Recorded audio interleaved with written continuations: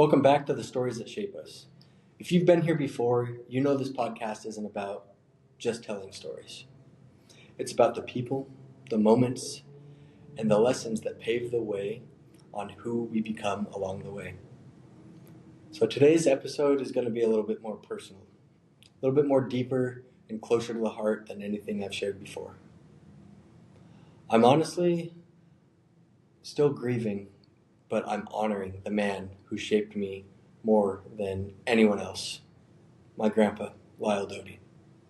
If you've ever seen the cover of this podcast, you've seen him. That's his face. Because he's not just part of my story, he's at the very center of it. The way he lived his life, the example he set, the values that he carried, those are the heartbeat of what this show is about. His story, his wisdom, his work ethic, and his quiet strength have all shaped me into the man I am today. So today, I'll be sharing a few memories along the way, some heartfelt, some funny, but all of them are a reflection of the kind of man that he was, the impact he had, and the legacy that he leaves behind. So today, I ask that you join me as I remember and celebrate the life of a man who never asked for recognition, but one who damn well earned it. Lyle Doty was the kind of man who didn't need a big stage or a loud voice to leave an impact. His life was lived every single day by steady love, hard work, quiet humility, and fierce dedication to his family, to his land, to his town, and to the people lucky enough to know him.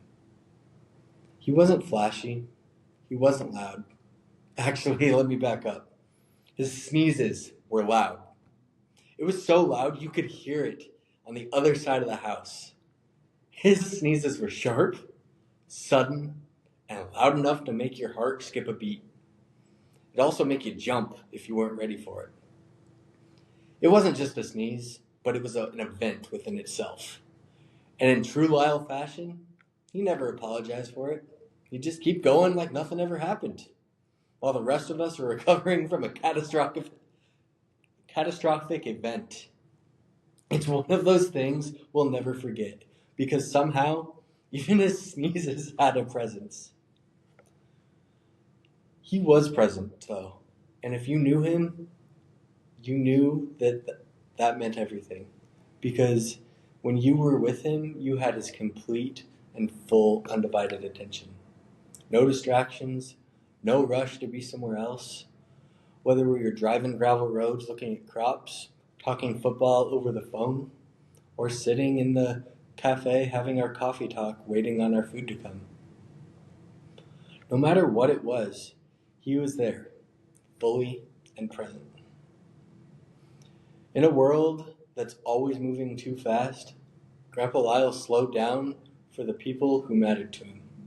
And that's something I will always carry forward. He was the kind of man Conrad, Montana was built on. Boots on the ground, hands in the dirt, and heart in the right place. The type of neighbor who would take the snowplow pickup and plow you out after a treacherous Montana snowstorm, without you even asking. The type of man who didn't need thanks to be fulfilled. His actions spoke volumes, and eventually they'd come full circle. The county grader, a family friend of ours, would swing by and bust open the drifts that Grandpa Lyle couldn't reach with his own snowplow pickup. And that's the kind of respect that he carried in this town. Earned, not asked for. He was loyal, quiet, and consistent. And his legacy? It lives in every one of us who got to love him and be loved by him. And as a family, we knew a man deeper than the town of Kalispell and Conrad, Montana ever did. Growing up, Grandpa made sure that us boys had our share of fun. He bought us four-wheelers, and one day he got the tractor out and carved into a grassy field on the south side of the house a track for us to ride our four-wheelers around, complete with jumps for Mark and I to hit with our four-wheelers. We'd go around and around and around in circles, engines roaring, dust flying, and laughing so hard our cheeks hurt. Grandpa would stand there on the deck, watching with a little grin on his face, pretending not to be impressed, but you could tell he was enjoying it as much as we were. It wasn't about just riding four-wheelers. It was about him giving us the place to be free, to push the throttle and to feel the wind in our face, knowing that he made that moment possible. Some of my favorite days with Grandpa were on the four-wheeler rides down the combine dirt roads. It'd be me, Mark, Grandpa, and the dogs riding right there in the bed that he made for them in the front of his four-wheeler. They'd settle down and settle in like it was their own place, ears flapping in the wind, scanning the fields like they were part of the crew, and we would all three just rumble down those roads, kicking up dust, grasshoppers, and going past fields of winter wheat starting to green, barley waving in the wind, chickpeas low and stubborn in the dirt, just riding by looking at them. Every now and then, he'd slow down to point out a deer in the field or a herd of antelope running across the prairie. I quickly learned, with Grandpa, you didn't rush a good moment. I'll be honest, Grandpa Lyle wasn't the type of grandpa to say, I love you much. But when he did, it stopped you in your tracks because it meant something. He was a man of very few words, but his actions roared with love and loyalty. When I hit a low point after a layoff, unsure on where to turn or what to do, he didn't try to fix it. He helped without me ever having to ask. No fuss, no pity, just presence. And that was his style.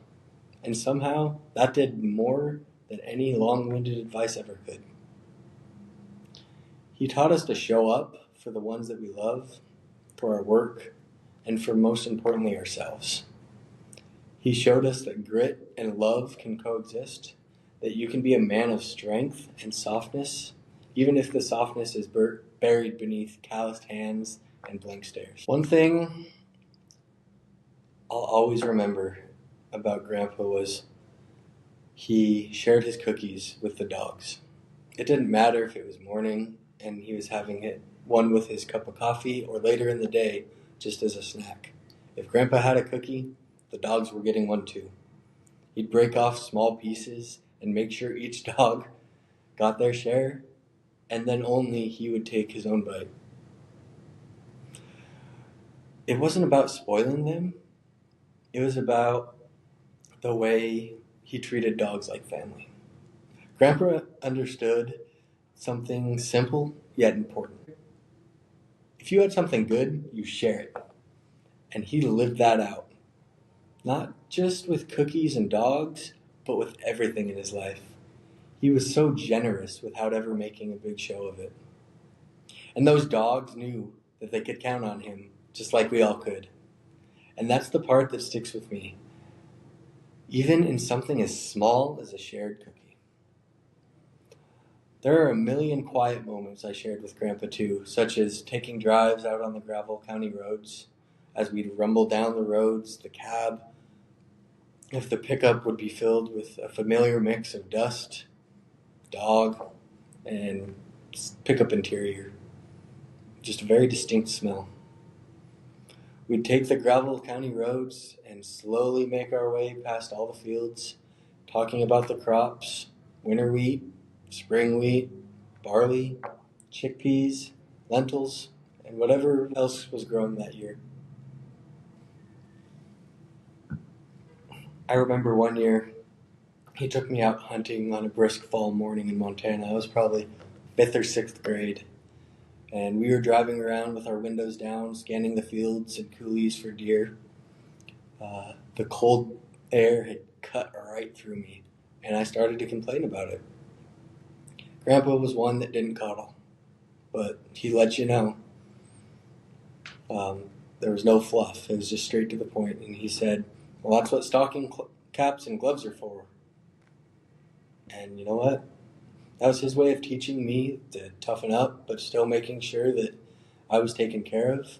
And it was a love language that was spoken in his own language.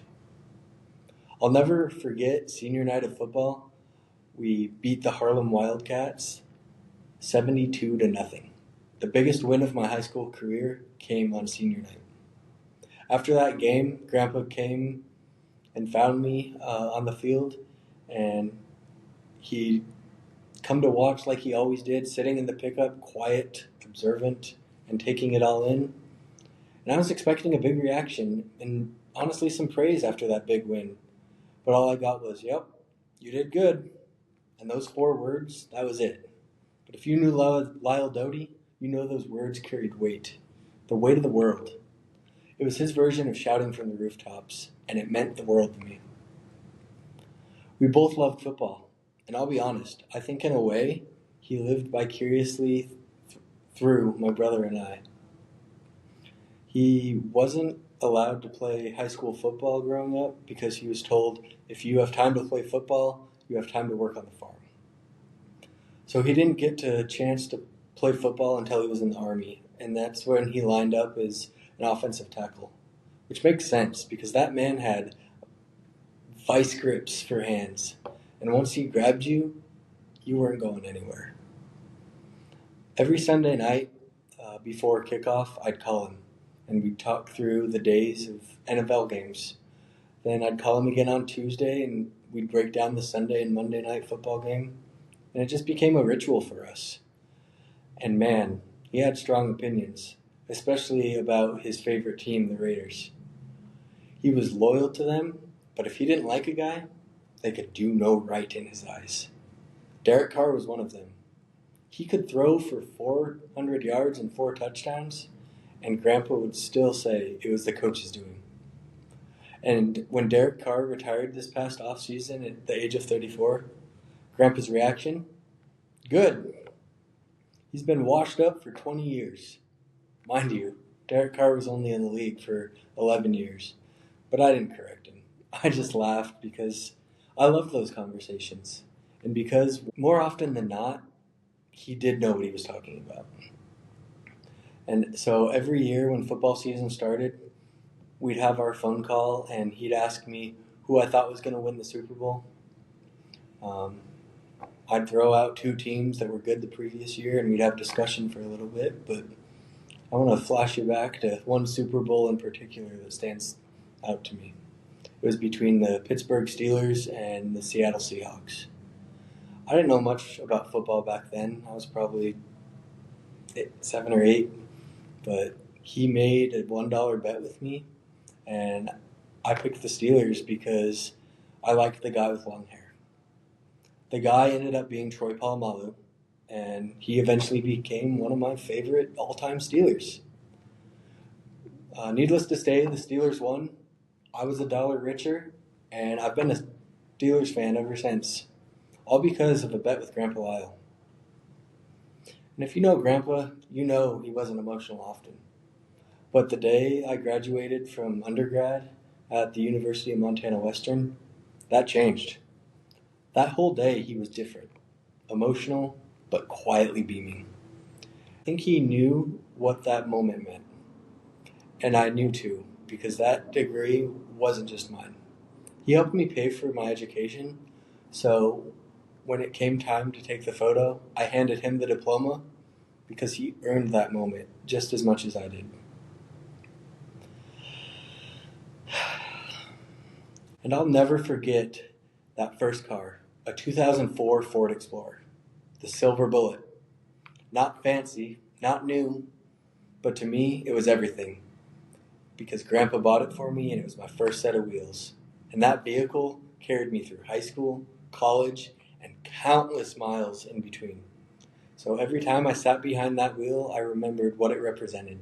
Trust, belief, and the same quiet love he always gave. One thing Grandpa and I did have in common was our love for the 4th of July.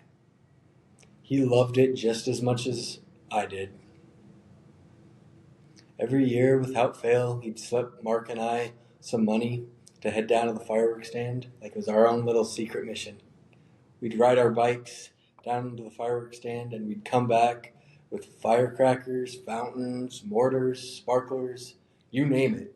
If it went boom or lit up the night, I can assure you we had it. There's one picture I'll never forget. I was probably 3 or 4 years old, standing next to Grandpa, grinning ear to ear with a massive firework pack of mortars that he had just bought. I remember feeling like we had just won the lottery. That picture is more than just a snapshot, but it's a reminder of how he knew to make the moment special without ever making a big deal about it. But honestly, it wasn't about the fireworks themselves. It was about the way he made you feel in those moments, like you were part of something fun, something worth remembering. And then there's a quieter memory, one that means more to me than I ever think he knew. One weekend we were all out at the farm and a big thunderstorm rolled in. We all hunkered down in the house, and I don't watch movies, so anyone who knows me knows that. But that afternoon, we put on Driving Miss Daisy. The rain pounded against the window, the thunder shook the house, and my mom, my brother, my grandpa, and I just sat there watching the movie. No phones, no distractions, and nowhere to be. I didn't know it at the time, but looking back, I will hold that afternoon so close to my heart for the rest of my life. And every time I watch that movie, I'll think of Grandpa Lyle and the way that even the simplest of days with him became the memories worth keeping forever. It became an unspoken tradition between him and I to gift him Whitman's chocolates for Christmas. Every year I'd ask him what he'd want for Christmas, and every year he'd answer the same way. Without any hesitation, he'd say, "I don't need anything." He meant it too. Grandpa wasn't a man that made lists or dropped hints. No, he didn't measure Christmas by what he got, but he measured it by who was there.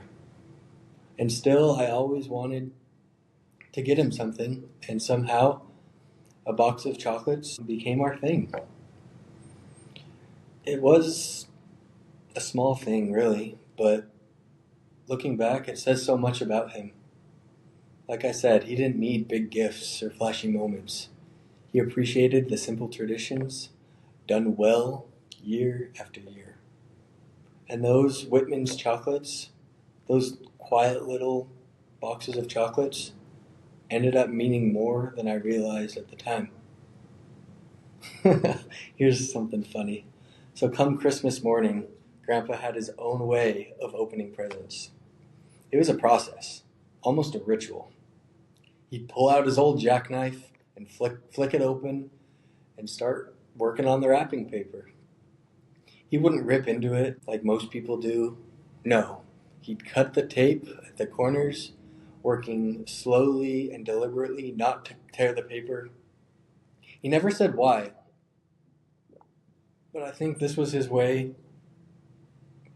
of showing us that he was patient, careful, and intentional with everything he did. But here's the real kicker. All right.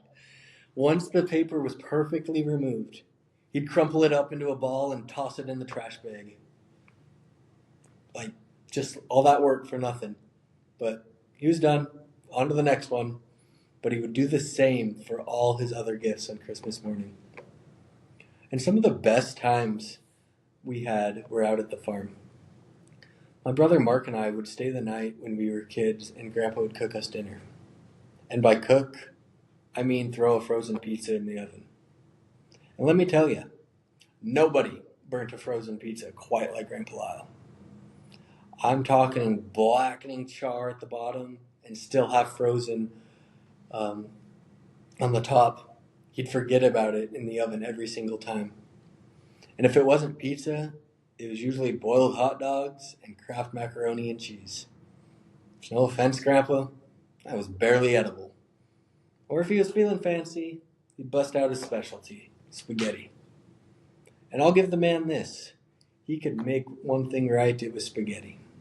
But you had to be real careful about the ingredients, because if he hadn't been to the grocery store that week, you were taking a gamble on whatever mystery dates he had in the cupboard. Because the thing is, you had to check the dates with him. Because once I was digging through his cupboard and I found a tomato soup that expired in 2004. Mind you, he moved to Conrad in 2007. That can made the trip with him. I never said anything about it. I just quietly put it back, and every time I'd visit the farm, I'd check it out, check and make sure it's still there. And sure enough, it was. And honestly, it might still be there today.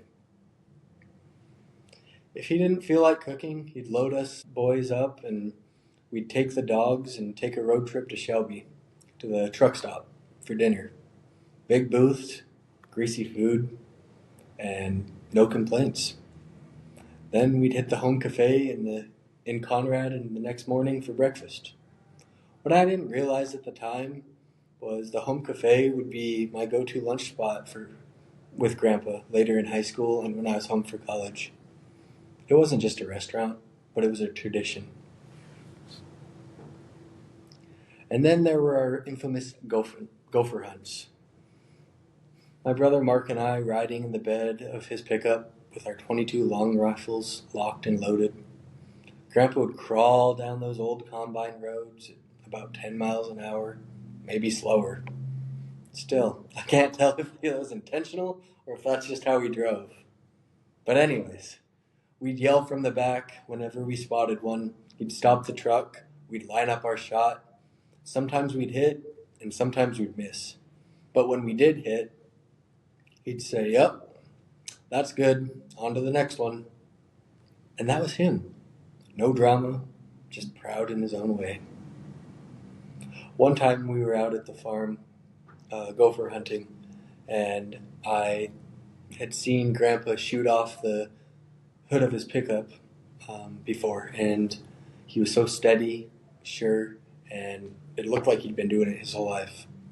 And so in my young mind, I don't know, I was probably 10, 11 years old, I thought, if he did it, I can do it.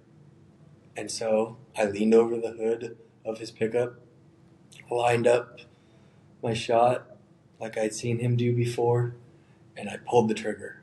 Boom! Only instead of hitting my gopher, I hit the target of Grandpa's hood of his pickup. I put a perfect bullet hole right in the hood of his truck. The second it happened, my stomach dropped. I thought I was going to be in the kind of trouble that you won't forget. I braced for the lecture, but it never came. Because Grandpa didn't blow up. He didn't even raise his voice. He just looked at me, calm, steady, and said, "Well, we'll get it fixed." That was it. No drama. No making me feel small. Just acceptance. And moving forward. And that's who Lyle Doty was. Even in the moments when he had every right to be mad, he chose patience. Looking back, I realized that he wasn't just teaching me how to handle a rifle, he was teaching me how to handle life. And then there was trap shooting, Grandpa's sport of choice. He loved that sport, but most people probably didn't know that Grandpa had a glass eye. But that never stopped him. He was a sure shot, one of the best, and he kept going until he was 84 years old, only hanging it up when he couldn't see the clay pigeon anymore. Not because he didn't love it, but because he couldn't see it. Even then, he never complained. He just knew when it was his time to hang it up, and like always, he had that quiet strength about him. And that's who he was. A man of few words, but his life spoke volumes. And even as we say goodbye, that part of him, that steadiness, that warmth, that loyalty, it's not gone. It lives in us. It shows up on how we treat each other, how we carry ourselves, and how we keep moving forward when things are hard.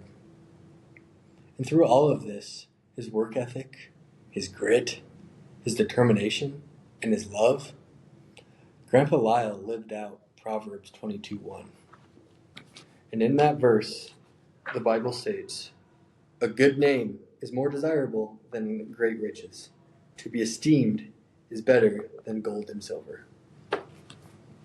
When I think about my grandpa, I think about that verse, because the verse describes him to a T. He never chased money.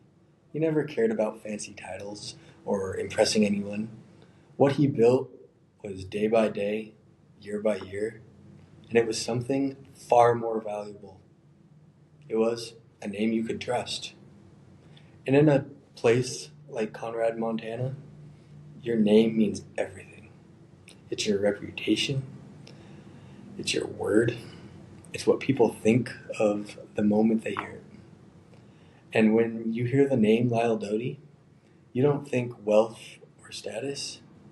You thought of hard work, honesty, reliability, and a man who would give you his time, his tools, or the shirt off his back without making a show of it. Yep, that was Grandpa. Grandpa Lyle didn't earn his name through grand speeches or public praise. No, he earned it in the little things. The quiet, the everyday moments, the plowing out the neighbor's driveway after a heavy snowstorm, the pulling the four-wheeler out on a bitter Montana day so two young boys could go sledding behind it, even if it meant freezing his own fingers. Driving the gravel roads with me, looking over the fields of winter wheat, spring wheat, barley, chickpeas, and lentils. Not just because it was farming, but because that was our time together.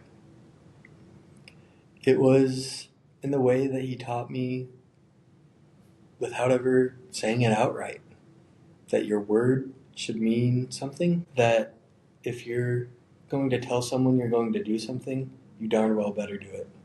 That respect of your neighbors is worth more than the balance in your bank account. Proverbs says, "A good man is more desirable than great riches." And I watched my grandpa live that out. Gold and silver fade. They can be lost. They can be stolen. But a good name, the kind of love, loyalty, and quiet integrity that it's tied to, that lasts forever. And that's why his passing doesn't end his story. Because every time someone in Conrad remembers Lyle Doty plowing them out, lending a hand, sharing a laugh, his name lives on. Every time I think back on those gravel roads, the gopher hunts, the burnt pizzas, the football calls, the trap shoot stories, that name gets carried forward. The name Lyle Doty carried weight in that one-stoplight town. And not because it was tied to money, politics, or power. It meant something because it stood on honesty, hard work, and the kind of loyalty that you can't buy. In Conrad, when someone says his name, people didn't have to think twice. They knew exactly who you were talking about. And they knew they were getting a good man.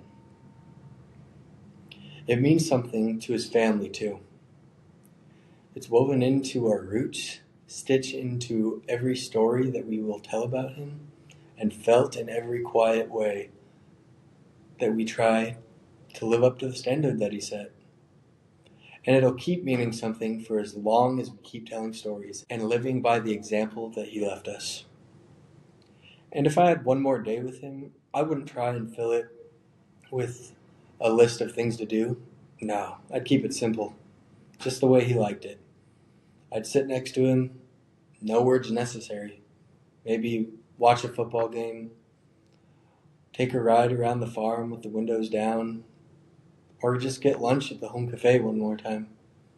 Because the truth is, what made those moments special wasn't what we were doing.